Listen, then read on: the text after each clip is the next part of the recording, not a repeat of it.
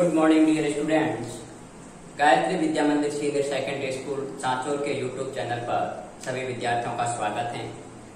आज के क्लास में हम 11th क्लास मैथमेटिक्स के टॉपिक ज्योमेट्रिक प्रोग्रेशन के बारे में डिस्कस करेंगे। लास्ट के लेक्चर में अपन ने डिस्कस किया था अर्थमेटिक प्रोग्रेशन को कंप्लीट, और ज्योमेट्रिक प्रोग्रेशन क्या होता है उसके बारे में अपन ने शॉर्टली डिस्कस किया था। आज अपन पूर्णतः जानेंगे कि आपके पास में गुणोत्तर श्रेणी क्या होती है, उसके क्या रूल होते हैं, क्या गुणधर्म होते हैं, और उसका जनरल टर्म अपन किस प्रकार फाइंड आउट करते हैं। तो देखिए, लास्ट के लेक्चर में मैंने बताया था एक कोई इस प्रकार की सीक्वेंस जिसमें जो भी आपके पास में सक्सेसिव टर्म्स आ रहे हैं, क्रमागत पद आ रहे हैं, उसके जो पूर्व पद होते हैं उसके साथ में जो उसका अनुपात होता है वो एक निश्चित राशि होती है। कहने का मतलब यह है कि आपके पास है, मान लीजिए एक टर्म यह है, तो इसका जो अगला टर्म होगा उसका और इसका जो अनुपात होगा वो हमेशा इस तरह रहेगा। जैसे मान लीजिए मैंने ये लिख दिया 2, 4, 6, 8 और 10। अब 4 और 2 का अनुपात 6 और 4 का, मैंने कहा है कि ऐसी श्रेणी जिसके प्रत्येक पद का उसके पूर्व पद, तो इसके पद का इसका पूर्व कौन सा ये है, और 6 का पूर्व कौन सा है 4, 8 का पूर्व आपके पास में 6 दे रखा है। तो इनका जो अनुपात है वो हमेशा इस तरह रहता है या एक निश्चित राशि आती है। तो देखिए 2 का 4 में भाग देंगे तो 2 आएगा आपके पास में, और सॉरी आपके पास में अपन थोड़ा इसको चेंज कर लेते हैं, ये आपके पास में हो गया 8, 16, 32। ठीक है, तो अब देखिए यदि मैं 8 में से 8 का भाग देता तो भी 2 आएगा, 16 में आपके पास में 8 का भाग दिया तो भी 2 आ रहा है, और 32 में आपके पास में 16 का भाग दिया तो 2 आ रहा है। मतलब जो एक अनुपात आ रहा है वो एक निश्चित राशि आ रही है। तो इस प्रकार की जो सीक्वेंस होती है वो आपके पास में ज्योमेट्रिक प्रोग्रेशन कहलाती है। ठीक है, तो अपन ने देखिए अर्थमेटिक प्रोग्रेशन में क्या देखा था कि जो प्रत्येक पद है उसका उसके पूर्व पद से एक निश्चित राशि का अंतर होता है। ठीक है, जिसको अपन ने कहा था सार अंतर, कॉमन डिफरेंस, कि आपके पास में सेकेंड टर्म में से पहले टर्म को घटाओ, या थर्ड में से सेकेंड को घटाओ, या फिर फोर्थ में से थर्ड को घटाओ, जो डिफरेंस आता था वो हमेशा इक्वल आता था। और यहाँ पर क्या बात है कि सेकेंड टर्म में मैं फर्स्ट का भाग देता हूँ, थर्ड में सेकेंड का भाग देता हूँ, और फोर्थ में थर्ड का भाग देता हूँ, तो जो रेशियो आएगा वो रेशियो हमेशा इक्वल राशि आती है, एक निश्चित राशि आती है।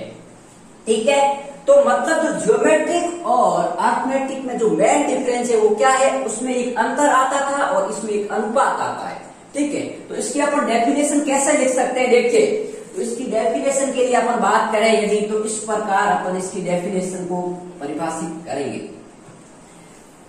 कि एक ऐसी श्रेणी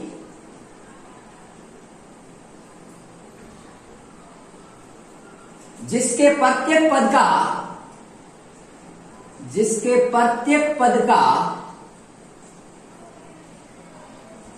उसके पूर्व पद से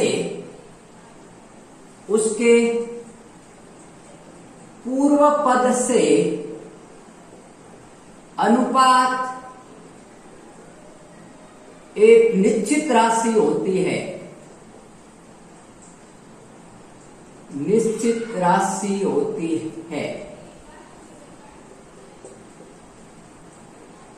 एक ऐसी श्रेणी जिसके प्रत्येक पद का उसके पूर्व पद से जो अनुपात होता है वो एक निश्चित राशि होती है, वो आपके पास में कहलाती है गुणोत्तर श्रेणी। अपन बात कर रहे थे ज्योमेट्रिक प्रोग्रेशन की, गुणोत्तर श्रेणी।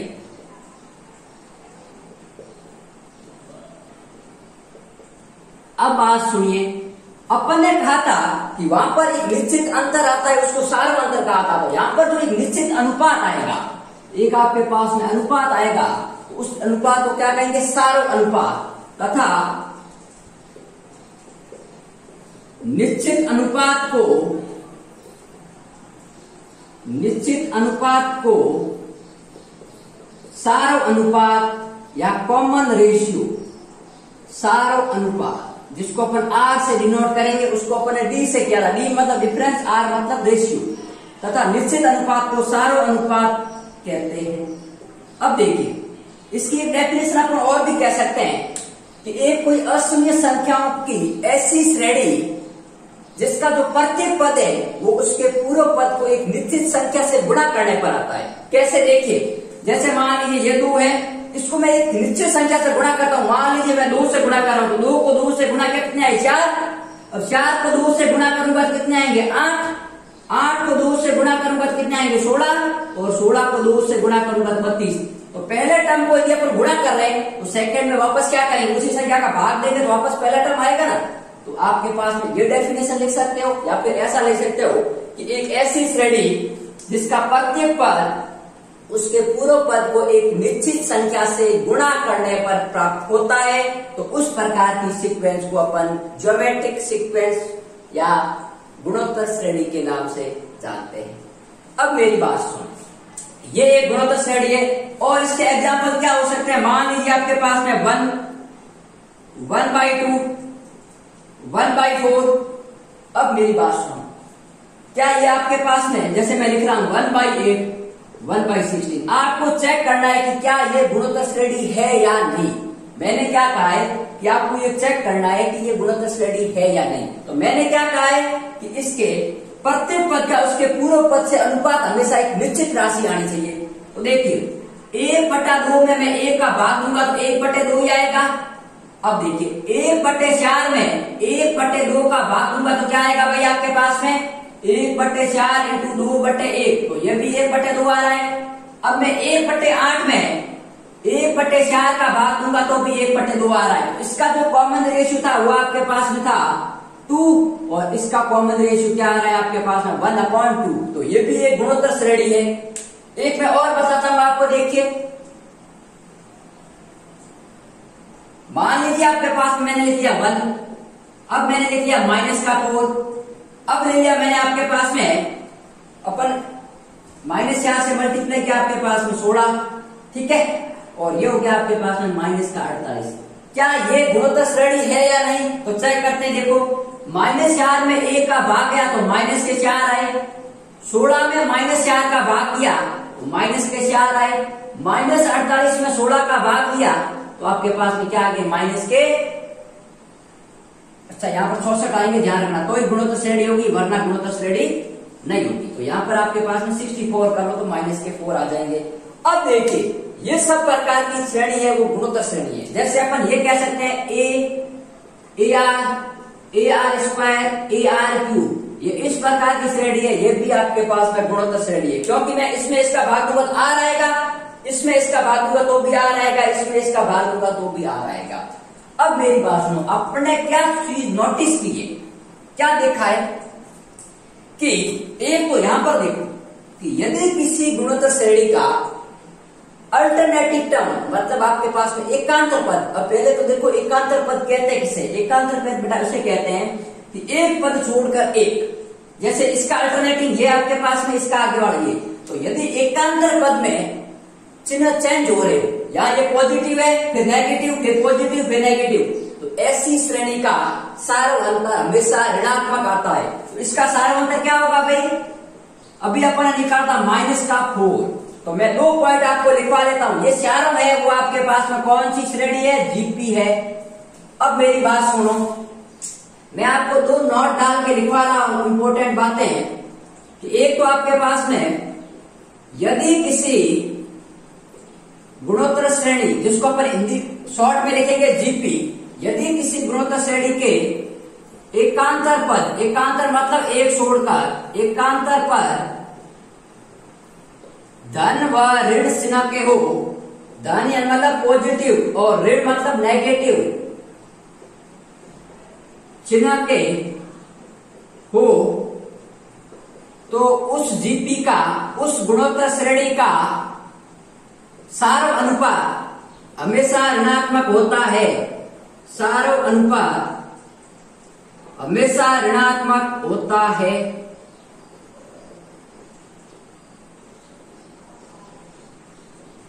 अब बात सुनिए, क्या ये हमेशा लागू होगा, तो जैसे देखिए मैं एक एग्जांपल यहां पे लेता हूं, एक है -3, 9, -27 और आपके पास में ये 51 हो गए। अब देखिए इसके भी अल्टरनेटिव टर्म, ये पॉजिटिव ये नेगेटिव, पॉजिटिव नेगेटिव पॉजिटिव, इसका सारा मतलब निकाला। देखिए -3/1 बराबर -3, 9/-3 बराबर -3, माइनस के 27/9 बराबर आपके पास है -3। तो इसका भी सार मतलब आपके पास में क्या आ रहा है -3। तो यदि किसी गुणोत्तर श्रेणी के एकांतर पद धन तथा ऋण चिन्ह के हो तो उस गुणोत्तर श्रेणी का सार अनुपात हमेशा ऋणात्मक होगा, नेगेटिव होगा, हमेशा ध्यान रखना। अब सेकंड बात ये ध्यान दो कि ऐसी कोई जीपी पॉसिबल नहीं है, ऐसी कोई गुणोत्तर श्रेणी संभव नहीं है जिसके लिए उसका जो प्रथम पद तथा सार अनुपात, अब इसको बोलेंगे पर इसका प्रथम पद ध्यान रखना, ये टर्म है ना, ये इसका प्रथम पद कहलाता है आपके पास में, और सार अनुपात इसको बोलते हैं, ये सार अनुपात। तो ऐसी कोई भी गुणोत्तर श्रेणी नहीं है जिसका सार अनुपात तथा प्रथम पद शून्य हो, हमेशा अशून्य संख्या होगी, कभी भी इसके जो प्रथम पद तथा सार अनुपात 0 नहीं होंगे। अब देखिए आप कहोगे सर 0 क्यों नहीं होंगे, तो 0 होने का मतलब है कि r का मान 0 हो गया, मतलब क्या हो गया आपके पास में। अब 0 कब आएगा, मैं किसी भी संख्या में इनफाइनाइट का भाग देता हूं तब 0 आता है। तो इनफाइनाइट आगे तो आपके पास में सीरीज भी डिफाइन नहीं है, और सीरीज डिफाइन नहीं है तो ज्योमेट्रिक हो नहीं सकती। और यदि प्रथम पद आपके पास में 0 है और दूसरा 1 है, तो 1 में मैं आपके पास में 0 में 1 का भाग दूंगा, ठीक है, सॉरी द्वितीय में पहले का, तो 1 में मैं 0 का भाग दूंगा, ये इनफाइनाइट आ रहा है, तो इनफाइनाइट पॉसिबल नहीं है। तो किसी भी गुणोत्तर श्रेणी का प्रथम पद तथा सार अनुपात 0 नहीं होता है, 0 नहीं होता है। तो सेकंड बात आपको क्या लिखनी है वो ध्यान लिखी, देखिए फर्स्ट बात ये थी, सेकंड बात ध्यान लिख लो, किसी भी गुणोत्तर श्रेणी का प्रथम पद जिसको अपन ए कहते हैं वह सार अनुपात आर हमेशा अशून्य संख्या होती है।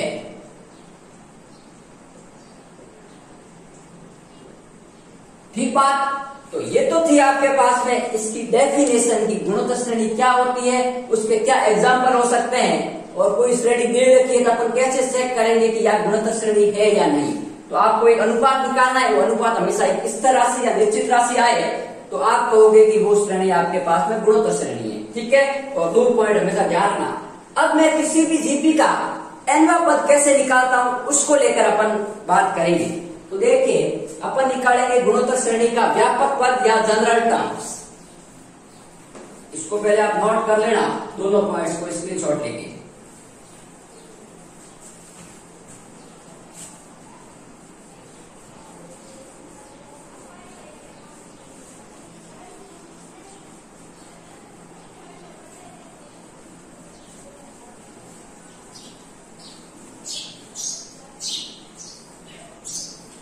अब मेरी बात सुनो, अपना टर्म क्या है, टॉपिक क्या है, गुणोत्तर श्रेणी जीपी का व्यापक पद ज्ञात करना, जनरल टर्म ज्ञात करना, व्यापक पद ज्ञात करना। अब मेरी बात सुनिए, किसी भी जीपी का अपन जनरल टर्म nवां पद कैसे ज्ञात करेंगे। तो मैं मान लेता हूं किसी गुणोत्तर श्रेणी का, किसी गुणोत्तर श्रेणी का nवां पद ज्ञात करना यदि प्रथम पद ए व सार अनुपात आर हो। अब मैंने क्या कह दिया कि उसका प्रथम पद ए है तथा सार अनुपात आर है, ठीक है। तो अब इसकी अपन देखते हैं कि कैसे निकालेंगे। तो मान लीजिए माना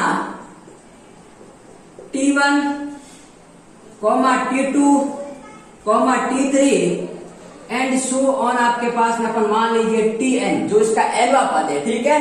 तो मान लीजिए T1, T2, T3, Tn एक गुणोत्तर श्रेणी है, जीपी है, ठीक है। यदि ये जीपी है तो इसका द्वितीय पद का प्रथम पद के अनुपात साथ अनुपात, तृतीय का द्वितीय के साथ अनुपात हमेशा एक निश्चित राशि आएगी। तो मैंने क्या कहा है कि इसका प्रथम पद ए है, तो T1 बराबर क्या है भाई, इसका प्रथम पद ही तो है, ये T1 बराबर इसका प्रथम पद है, और प्रथम पद आपको दे रखा है ए, ठीक है। और T2 बराबर आपके पास में क्या है, द्वितीय पद। अब अपन ने देखा कि प्रत्येक पद का उसके पूर्व पद के साथ अनुपात हमेशा एक निश्चित राशि होती है। कब होती है, जब वो एक गुणोत्तर श्रेणी हो। तो अपन ने कहा है कि गुणोत्तर श्रेणी है, तो कह सकते हैं कि परिभाषा से, गुणोत्तर श्रेणी की परिभाषा से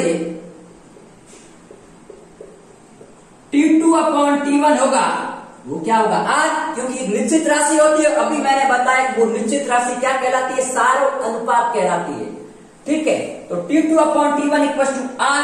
तो इसको मैं क्या लिख सकता हूं बेटे, देखिए T2 का मान, क्योंकि मुझे प्रथम पद तो आ गया, अब मुझे द्वितीय पद निकालना है, और मैं कहां तक जाऊंगा, nवां पद तक। तो T2 का मान आपके पास में T1 × R, और T1 का मान क्या है, A, तो इसको मैं लिख सकता हूं A × R। अब और देखिए, तृतीय पद का द्वितीय पद के साथ अनुपात भी एक निश्चित राशि होती है। तो मैं ऐसा कह सकता हूं कि T3/T2 होगा, वो भी क्या होगा, R होगा, और T4/T3 होगा, वो भी आपके पास में क्या होगा, R। और इस प्रकार चलते हुए जो Tn/Tn-1 होगा, वो भी आपके पास में क्या होगा, R। अब मेरी बात सुनिए, मैं यदि T3 का मान निकालूं तो क्या आएगा, T2 इसके साथ गुणा, तो यह आएगा T2 × R, और T2 का मान अपने पास में कहा रह गया, ये रह गया AR, तो ये हो गया AR × R बराबर AR²। अब देखिए T4/T3, तो मैं इसको ऐसा लिख सकता हूं क्या, कि T4 बराबर T3 × R। अब T3 का मान कहां से, यहां से पुट करूंगा, अरे भाई ये T3 का मान आ रखा है, और ये आपके पास में T2 का आ रखा है, ठीक है, और ये आपके पास में प्रथम पद T1 आ रखा है। तो T3 का मान AR², तो AR² × R बराबर AR3। अब मेरी बात सुनो, मैं एक बात समझाने जा रहा हूं कि जब यहाँ T1 है तो सिर्फ और सिर्फ A है, R की पावर 0 है, ठीक है। अब T2 है तब R की पावर 1 है, जब T3 है तब R की पावर 2 है, और T4 है तब R की पावर 3 है, और ये सब में देखिए यहाँ पर भी, यहाँ पर भी, यहाँ पर भी, यहाँ पर भी। तो R की पावर क्या हो रही है, जो पद है, अब ये चौथा पद है, ये तीसरा पद, तो R की पावर 2 है, और चौथा पद है तो R की पावर 3 है, मतलब एक कम हो रही है पावर। तो ऐसा होगा कि आपके पास में जो nवां पद होगा उसके लिए मैं लिखूं Tn बराबर, तो ये होगा AR की पावर n-1। क्यों होगा, देखिए मैं इसको T4 को ऐसा लिख सकता हूं AR3, या फिर इसको ऐसा भी लिख सकता हूं AR4-1। अरे भाई 4 में से 1 या 3, तो अब ये 4 और ये 4 सेम हो गए, और AR², इसको मैं क्या लिख सकता हूं AR3-1, तो तीसरा पद और तीसरा -1, और दूसरा पद, तो इसको मैं क्या लिख सकता हूं AR2-1, तो 2-1, और इसको मैं लिख सकता हूं AR1-1, तो यहाँ पर मान 1, तो यहाँ पर 1, इसीलिए यहाँ पर n, तो यहाँ पर n।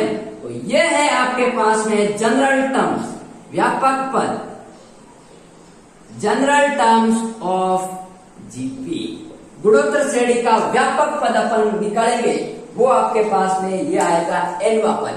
और समांतर श्रेणी में क्या आया था आपके पास में, Tn बराबर A + n-1 × D, ये आपके पास में समांतर श्रेणी में आया था।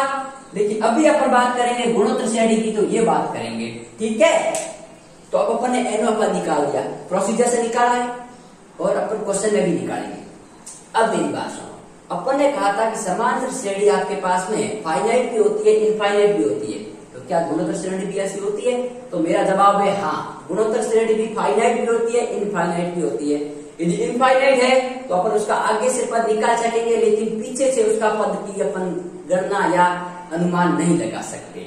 और दूसरी बात, यदि कोई गुणोत्तर श्रेणी फाइनाइट है, परिमित है, तो उसका जो nवां पद होता है वो उसका अंतिम पद कहलाता है। तो मैं क्या लिखूंगा यहाँ पर, परिमित जीपी का nवां पद अंतिम पद होता है। मैंने आपको समांतर श्रेणी में भी यही बात बताई कि अंतिम पद L होता है। अब देखिए nवां पद निकालने का सूत्र क्या है? nवां पद निकालने का सूत्र ये, तो nवां टोटल पद यदि आपके पास में n ही है, क्योंकि परिमित है तो टोटल पद में कितने कह रहा हूं n, तो जो यदि किसी गुणोत्तर श्रेणी में कुल पदों की संख्या n है तो उसका nवां पद ही तो लास्ट पद होगा। अरे भाई समझो, यदि ये गुणोत्तर श्रेणी है मान लीजिए 2, 4 और 8, तो इसमें टोटल पद कितना है? 1, 2 और 3, तो तीसरा पद क्या है? अंतिम पद है नहीं है? तो यदि किसी गुणोत्तर श्रेणी में टोटल n पद है तो उसका nवां पद लास्ट पद होगा। तो लास्ट पद आपके पास में L है तो इसको ऐसा भी लिखेंगे L बराबर ARn-1। तो एक ऐसी श्रेणी जिसका अंतिम पद L है, प्रथम पद A है और पदों की संख्या n है, तो उसका फॉर्मूला ये होता है। तो अब इसमें से आपके पास में यदि अपने पास देखिए कितने वेरिएबल है? 1, 2, 3 और 4, 4 में से अपन के पास में 3 की वैल्यू है, तो चौथे की वैल्यू अपन इस फॉर्मूले से या इस फॉर्मूले से अपन ज्ञात कर सकते हैं। जब अंतिम पद हो तो ये लगाएंगे, ये फाइनाइट के लिए लगेगा और ये इनफाइनाइट के लिए भी लग सकता है और फाइनाइट के लिए भी लग सकता है। अब मेरी बात सुनो, अपन ने कहा कि यदि कोई गुणोत्तर श्रेणी है उसका अपन पद इस प्रकार फाइंड आउट करेंगे, लेकिन मैंने आपको कह दिया कि ये गुणोत्तर श्रेणी तो है, लेकिन उसका बताइए यदि वो फाइनाइट है और उसमें कुल पदों की संख्या 420 है, तो पीछे से 210वां पद कौन सा होगा? तो उसके लिए अपन बात करेंगे नेक्स्ट। लेकिन उससे पहले मैं आपको एक एग्जांपल बता देता हूं कि आपके पास पदों की संख्या कैसे निकालते हैं। तो एक क्वेश्चन करते हैं, मान लीजिए आपके पास लिखा हुआ है 3,